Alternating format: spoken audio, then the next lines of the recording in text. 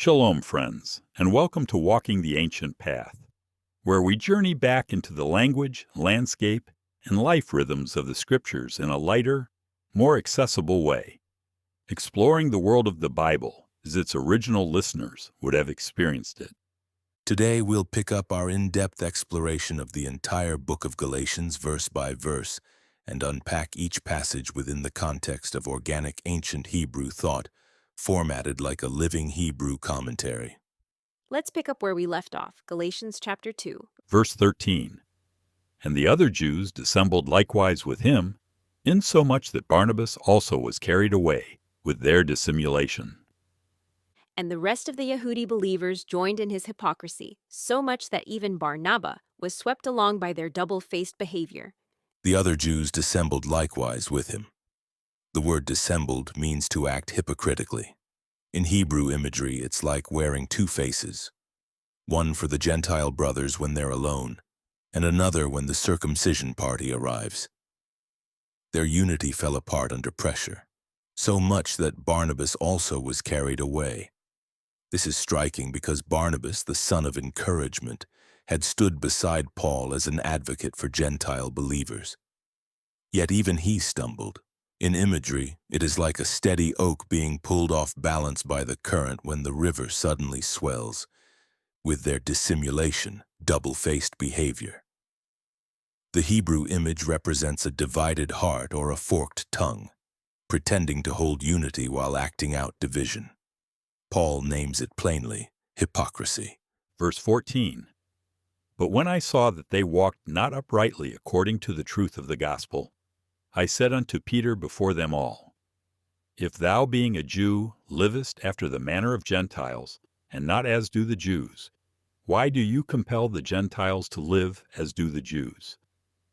But when I saw that their steps were no longer straight with the truth of the besorah, I said to Cephas before them all, If you, though a Yehudi, have been living like the nations and not like the Yehudim, how can you now press the nations to walk like the Yehudim? They walked not uprightly according to the truth. The word walk links to Hebrew halacha, the way of life. Their feet had strayed from the straight path of emet truth. In imagery, they were stumbling crookedly while the path was clearly marked. According to the truth of the gospel, the besorah is the straight path. When lives stray from it, hypocrisy is revealed. Paul judges their behavior not by tradition or fear, but by the standard of the message itself. I said to Peter before them all, this was not whispered correction, but public rebuke. In clan imagery, it was the shepherd raising his voice at the campfire so all could hear, because the whole flock was endangered. If you, being a Jew, live like Gentile, Paul points out Peter's inconsistency.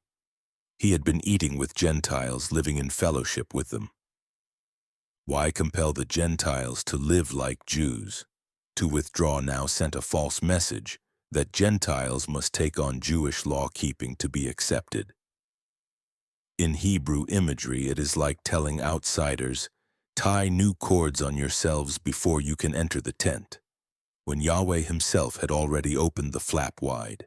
Verse 15 and 16, We who are Jews by nature and not sinners of the Gentiles, knowing that a man is not justified by the works of the law, but by the faith of Jesus Christ, even we have believed in Jesus Christ, that we might be justified by the faith of Christ, and not by the works of the law. For by the works of the law shall no flesh be justified.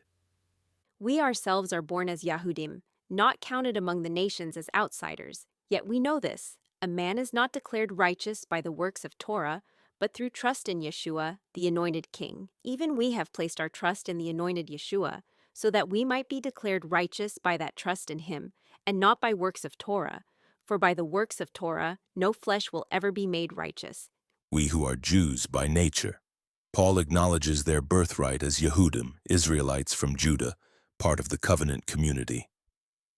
In Hebrew imagery, they are seen as sons of Abraham by blood and Torah inheritance, not sinners of the Gentiles.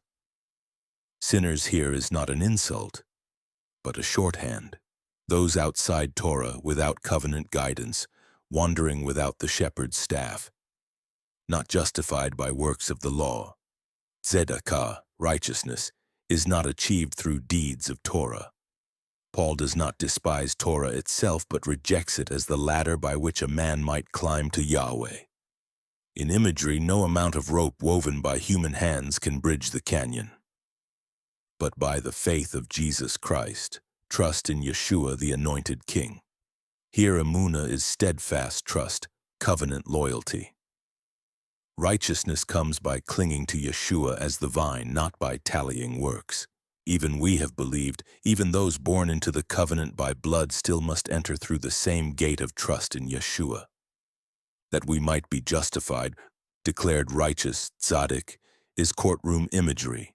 The judge declaring a man upright not based on his own ledger but on Yeshua's faithfulness.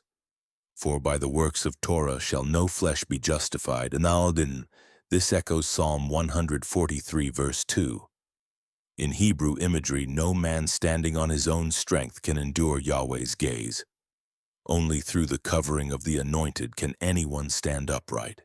Verse 17 and 18. But if, while we seek to be justified by Christ, we ourselves also are found sinners, is therefore Christ the minister of sin? God forbid. For if I build again the things which I destroyed, I make myself a transgressor. But if, while seeking to be made righteous in the Anointed King, we ourselves are still found wandering off the path, does that make the Anointed a servant of sin? Never. For if I rebuild the very walls I once tore down, then I prove myself to be the one stepping into transgression. While we seek to be justified. In Hebrew thought, becoming tzaddik means being declared upright by the judge. Paul says, even as we cling to Yeshua for righteousness, we are not made flawless overnight. Our failings do not nullify his role. Is Christ the minister of sin? Paul rebukes that idea. The Anointed does not serve sin, nor does he lead his people into it. In imagery, the shepherd does not drive the flock into thorns. If they wander, the fault is theirs, not his. God forbid. Never. A Hebrew exclamation of rejection, as if pounding a staff on the ground. May it never be. If I rebuild again the things which I destroyed, Paul describes rebuilding the system of law-keeping as the ladder to righteousness.